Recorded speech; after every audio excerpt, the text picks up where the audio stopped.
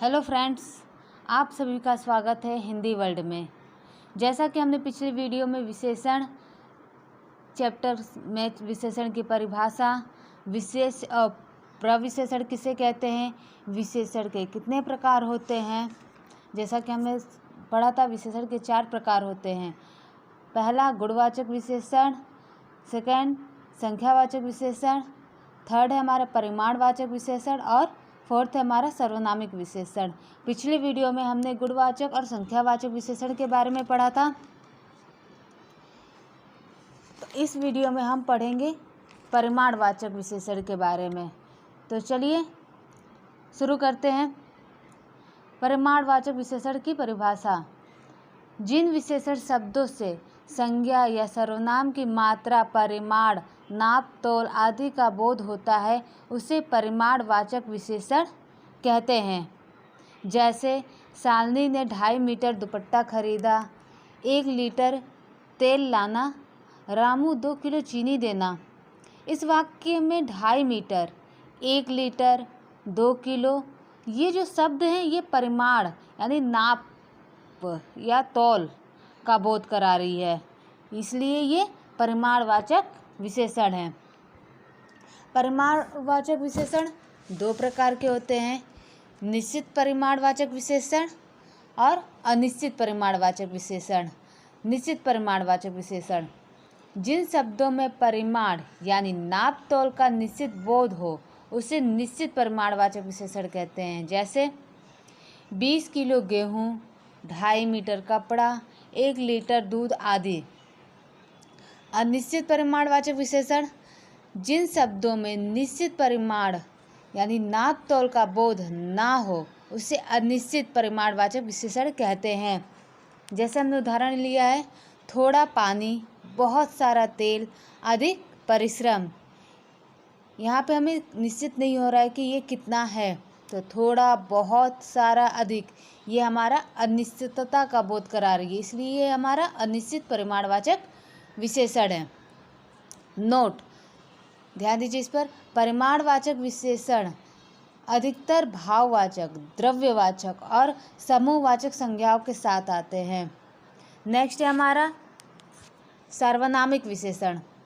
जब कोई सर्वनाम शब्द संज्ञा से पहले आए तथा संज्ञा की विशेषता बताने के लिए या उस ओर संकेत करने के लिए किया जाता है उसे सार्वनामिक विशेषण कहते हैं। जैसे हमने यहाँ उदाहरण लिया है, वह नीम का पेड़ है। वह नीम का पेड़ है, यहाँ पे देखिए नीम हमारा संज्ञा है और संज्ञा से पहले सर्वनाम आ रहा है।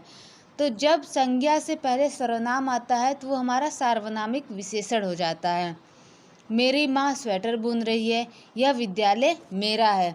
इस वाक्य में यह, मेरी और वह शब्द जो संज्ञा से पहले आ रहे हैं, जैसे संज्ञा है हमारा नीम, माँ और विद्यालय, इनसे पहले सर्वनाम शब्द आ रहे हैं यह, मेरी और वह शब्द, तो ये हमारे सर्वनामिक विशेषण हैं। नोट, पुरुषवाचक और निजवाचक सर्वनाम को छोड़ बाकी सभी सर्वनाम संज्ञा के साथ प्रयुक्त होकर सार्वनामिक विशेषण बनते हैं। ठीक है, पुरुषवाचक और निजवाचक सर्वनामों को छोड़कर जो भी सर्वनाम संज्ञा के साथ प्रयुक्त होकर आते हैं उन्हें सार्वनामिक विशेषण कहते हैं। उत्पत्ति की दृष्टि से सार्वनामिक विशेषण के 2 भेद होते हैं। पहला है हमारा मूल सर्वनामिक विशेषण। मूल सर्वनामिक विशेषण के बारे में बात करते हैं अगर हम तो जो सर्वनाम बिना किसी परिवर्तन के विशेषण के रूप में संज्ञा के आगे लगकर संज्ञा की विशेषता बताते हैं उन्हें मूल सर्वनामिक विशेषण कहते हैं। जैसे हमने उदाहरण लिया, वह लड़का बाजार जा रहा है, कुछ कर्मचारी अनुपस्थित हैं। तो इस वाक्य में हम देख रहे हैं वह और कुछ शब्द, ये हमारे मूल सार्वनामिक विशेषण हैं। दूसरा है हमारा उत्पत्ति के आधार पर यौगिक सार्वनामिक विशेषण। यौगिक सर्वनाम वे सर्वनाम होते हैं जो मूल सर्वनामों में प्रत्यय लगाने से बनते हैं। सर्वनाम का रूपांतरित रूप जो संज्ञा की विशेषता बताती है उसे यौगिक सार्वनामिक विशेषण कहते हैं। जैसे हमने उदाहरण लिया है, जैसा देश वैसा भेष, जितना काम वो करता है उतना काम तुम्हारे बस की बात नहीं है, कैसा घर है वो जिसके छत से पानी टपकता है। इस उदाहरण में हम देख सकते हैं जैसा देश उतना काम और कैसा घर, ये जो शब्द प्रयोग हो रहे हैं ये यौगिक सर्वनामिक विशेषण है, क्योंकि ये अकेले नहीं आ रहा है, ये दो या दो से अधिक शब्दों के साथ आ रहे हैं, तो ये यौगिक सर्वनामिक विशेषण है। नेक्स्ट है हमारा विशेषण की अवस्थाएं। तो जिन वस्तुओं तथा व्यक्तियों की विशेषता बताए जाने वाले गुण दोष कम या ज़्यादा होते हैं, इसे तुलनात्मक ढंग से जाना जा सकता है। तुलना की दृष्टि से विशेषण की निम्नलिखित 3 अवस्थाएं होती हैं। पहला है हमारा मूलावस्था, दूसरा उत्तरावस्था और थर्ड है हमारा उत्तमावस्था। मूलावस्था, तो मूलावस्था की हम बात करते हैं तो विशेषण का वह रूप जिसके द्वारा विशेष का तुलनात्मक रूप नहीं होता है, वह केवल सामान्य यानी अपनी मूल अवस्था में होता है और विशेषता किसी भी प्रकट करता है, उसे विशेषण की मूलावस्था कहते हैं। जैसे राहुल अच्छा लड़का है, वाणी बुद्धिमान लड़की है, यानी ये अपनी मूल अवस्था में है।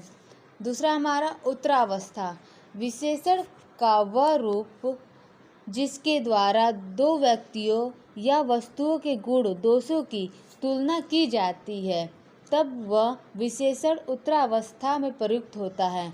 जैसे हमने उदाहरण लिया यहाँ पर, श्याम राम से अधिक बुद्धिमान है, रमा रागिनी से अधिक सुंदर है, यानी दो लोगों के बीच यहाँ पे तुलना हो रही है। तो जहाँ पे दो लोगों की तुलना होती है वहाँ हमारा उत्तरावस्था होती है। नेक्स्ट हमारा उत्तमावस्था। उत्तमावस्था विशेषण का वह रूप है जिसमें हम दो से अधिक व्यक्तियों या वस्तुओं के बीच तुलना करके किसी एक को सबसे अधिक और सबसे कम बताते हैं। जैसे उत्तर प्रदेश में अधिकतम गेहूं का उत्पादन होता है, संदीप निकृष्टतम बालक है।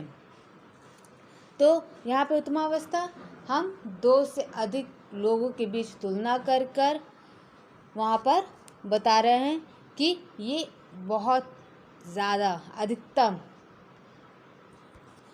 अब हमारा विशेषण के अवस्थाओं के रूप। तत्सम शब्दों में मूलावस्था में विशेषण का मूल रूप तथा उत्तरावस्था में तर और उत्तमावस्था में तम का प्रयोग होता है। मूलावस्था, उत्तरावस्था, उत्तमावस्था। तो मूलावस्था में है अधिक, अगर हम इसे उत्तरावस्था में करते हैं अधिकतर, उत्तमावस्था में अधिकतम। यहाँ पे देखिए मूलावस्था में अधिक है, लेकिन जब हमने उत्तरावस्था में किया तो इसमें तर लगा दे तो अधिकतर, और उत्तमावस्था में करते समय इसमें हमने तम जोड़ दिया तो अधिकतम। न्यून, न्यूनतर, न्यूनतम। दृढ़, दृढ़तर, दृढ़तम। लघु, लघुत्तर, लघुत्तम। उच्च, उच्चतर, उच्चतम। इसी प्रकार दूसरे विशेषण शब्दों के रूप भी बनाए जा सकते हैं, जिसमें अधिक और सबसे अधिक शब्दों का प्रयोग करके उत्तरावस्था और उत्तमावस्था के रूप में हम बना सकते हैं। मूलावस्था, उत्तरावस्था और उत्तमावस्था। मूलावस्था हमारा है बुद्धिमान, इसे उत्तरावस्था में कन्वर्ट करते हैं तो अधिक बुद्धिमान। उत्तमावस्था में सबसे अधिक बुद्धिमान, अच्छा, अधिक अच्छा। और उत्तमावस्था में कन्वर्ट करते हैं तो सबसे अधिक अच्छा।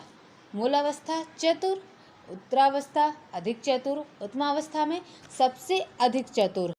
विशेषण का यह पाठ यहाँ पर समाप्त होता है। इसके पहले भाग का लिंक डिस्क्रिप्शन में दिया गया है, जहाँ से आप क्लिक करके वीडियो देख सकते हैं, जिससे आपको विशेषण पाठ पूरी तरीके से समझ में आ जाएगा।